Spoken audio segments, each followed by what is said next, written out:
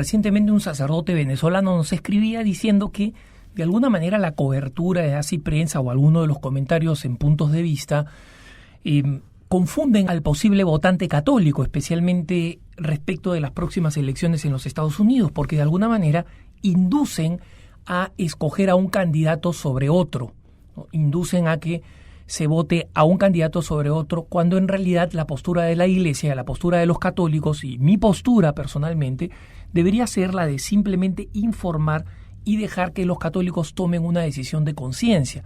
Que lamentablemente tomar partido en el caso de las elecciones ha sido dañino para la Iglesia. Y él, con muy buena intención, señala, en Venezuela, por ejemplo, la Iglesia ha dejado de ser una tercera vía de opción y se ha convertido en una especie de partido de oposición contra el gobierno de Chávez.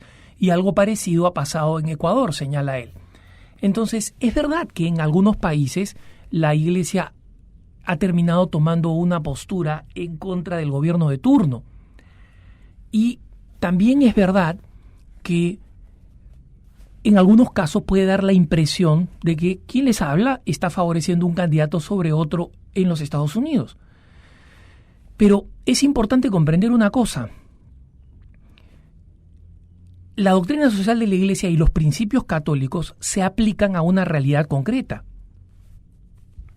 La realidad de la Iglesia no es la de permanecer etéreamente flotando, proponiendo una tercera vía constantemente.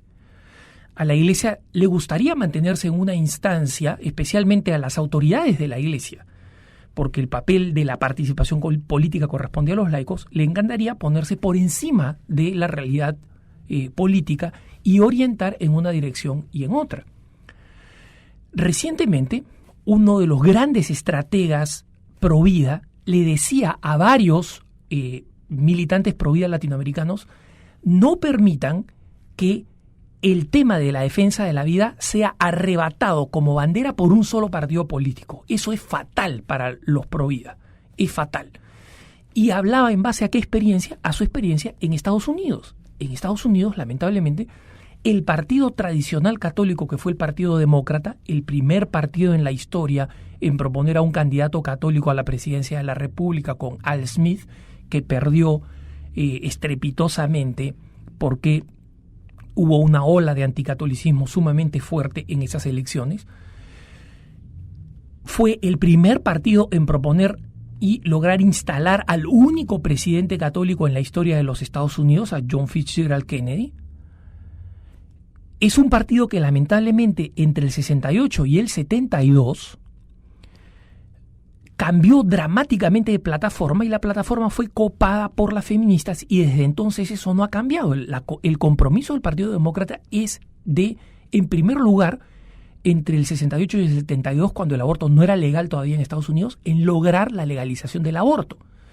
Y a partir del 74, cuando el aborto se legaliza, la plataforma demócrata señala que parte fundamental de su objetivo político es mantener legal Roe contra Wade, la decisión que legaliza el aborto en bajo cualquier circunstancia y por cualquier motivo en los Estados Unidos, y además expandir al máximo los servicios de aborto, incluso con recursos federales, es decir, el dinero de los impuestos de los norteamericanos. Como consecuencia, la gran mayoría, no todos, pero la gran mayoría de los pro vida emigraron al Partido Republicano e introdujeron en la plataforma del Partido Republicano que el Partido Republicano se propone revertir Roe contra Wade y defender el derecho a la vida del no nacido. Entonces, si simplemente nosotros nos enfrentamos a plataformas, las plataformas lamentablemente son evidentes. Una de ellas repele al católico y la otra atrae al católico en el tema de la defensa de la vida. Pero hay otros argumentos involucrados también. Y sobre todo, cuando hablamos ya de políticos locales, cuando hablamos de políticos en distintos terrenos, nosotros nos encontramos con que en los candidatos al Congreso en determinada área o en determinada región pueden ser candidatos que, perteneciendo a un partido político o a otro, pueden ser a favor de la vida o pueden ser a favor del aborto, independientemente del partido. No es frecuente, pero sucede. Por ejemplo, en el sur de los Estados Unidos hay muchos candidatos del Partido Demócrata que están en contra de su plataforma y que son partidarios de la defensa de la vida y que han votado a favor de la vida. Y en el noreste de los Estados Unidos hay muchos congresistas y senadores republicanos que son pro aborto, a pesar de la plataforma de su partido. Entonces, el voto del católico sí tiene que ser un voto discernido, pero es un voto que al final tiene que aterrizar en un candidato u otro, y los candidatos no son iguales, y un católico no puede decir que son iguales y que cada uno vote con su conciencia, sin informar esa conciencia.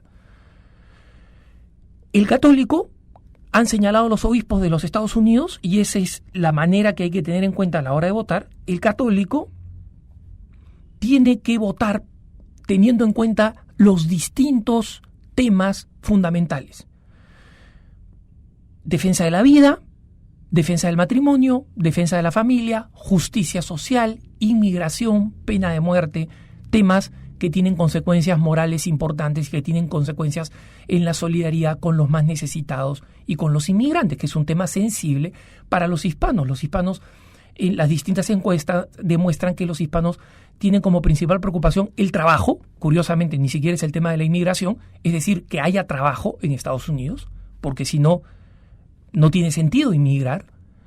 Y en segundo lugar, el tema de la inmigración. Sin embargo, los obispos han dicho claramente que la defensa de la vida del no nacido y el matrimonio como la unión entre un hombre y una mujer, la defensa de la familia y el derecho de los padres, la oposición a la eutanasia y a la manipulación genética son temas centrales, primarios. ¿Por qué? Porque no se puede hablar de derechos secundarios como el derecho a un salario justo, por ejemplo, como el derecho a la organización, el derecho a inmigrar, si primero no se defiende el primer derecho, que es el derecho a la vida. Si el inmigrante es asesinado en el vientre materno, ¿de qué le sirve un derecho a la inmigración? Si es que se ofrece un salario mínimo digno, pero a ese trabajador asalariado se le mata en el vientre materno, ¿de qué le sirve una ley a favor del salario? Entonces, la prioridad y la primacía de la defensa de la vida no solamente es un tema abstracto, es un tema absolutamente concreto. El que no defiende la vida del más inocente no puede defender otras instancias de la vida. Entonces, no se puede poner en la misma balanza la defensa de la vida y la guerra, por ejemplo. La Iglesia y el Papa se opuso a la guerra. Y los obispos señalan que Estados Unidos tiene que procurar al máximo poner fin al principio de guerra preventiva, que es el que llevó a Estados Unidos a Irak. Pero no ponen y señalan claramente que no están en el mismo lugar en la balanza la defensa de la vida que el tema de la guerra. Y en consecuencia, ¿en qué circunstancias puede un católico ignorar el tema de la defensa de la vida y votar por un candidato en base a los otros temas que no son la defensa de la vida del no nacido? ¿En qué circunstancias? Un obispo lo describe muy bien. En las circunstancias en las que tú puedas explicar el día del juicio ante Dios y ante los no nacidos abortados que van a estar ahí mirándote. Si tú crees que las razones que tú tienes son suficientes para el día del juicio y para decirle a todos los niños no nacidos que fueron abortados por la decisión Roe contra Wade, si tú tienes un argumento suficientemente convincente, muy bien, hazlo. Pero si tu argumento no es suficientemente convincente, si votas por interés personal y no por el bien común, si votas por fobias o por filias, me gusta este candidato porque es hispano como yo, y no votas por tus principios católicos, vas a tener que dar cuenta de ese juicio. Entonces, es importante señalar que en un mundo ideal sí sería extraordinario que la Iglesia se pudiera mantener volando por encima y señalando a los católicos, voten en conciencia, etcétera, etcétera. Pero en el mundo real Hay candidatos, los candidatos tienen posturas y no dan lo mismo. Por eso que en otra ocasión hemos señalado que el voto es un acto moral. Hay actos de elección que no son morales. Si yo me levanto, es decir, no tienen naturaleza moral. Si yo me levanto por la mañana y decido comer este cereal en vez de este otro, ese no es un acto moral. No voy a ser juzgado si es que preferí la avena a las hojuelas de maíz. Pero elegir políticamente sí es un acto moral. Elegir por el presidente que va a gobernar la nación donde yo vivo, elegir a los senadores, a los congresistas, a mis representantes locales, elegir por las enmiendas que se están presentando a favor del matrimonio, como la enmienda 8, la proposición en California y la proposición 2 en Florida, por ejemplo, donde hay poblaciones hispanas muy importantes, o la proposición 4, la ley de Sara en California. No da lo mismo. Si yo voto a favor del aborto o a favor de las familias homosexuales o voto a favor de un candidato que las promueve, voy a tener que dar cuenta ante Dios de ese acto. Lo puedo tomar porque soy libre, pero voy a tener que dar cuenta ante Dios. No informarle eso a los católicos es desinformarlos. Y no hacerles saber que su decisión política es una decisión de consecuencias morales es hacer un daño y no ayudar a la formación de la conciencia. Entonces, nosotros no favorecemos ningún candidato. Gracias a Dios, yo no tengo que votar en Estados Unidos. No me gustaría estar en esa posición, pero estando en esa posición, sabría lo que tengo que hacer. Y cada católico tiene que saberlo y tiene que hacerlo como católico porque no puede dejar su fe en casa el día que vaya a votar. Que tengas un buen día.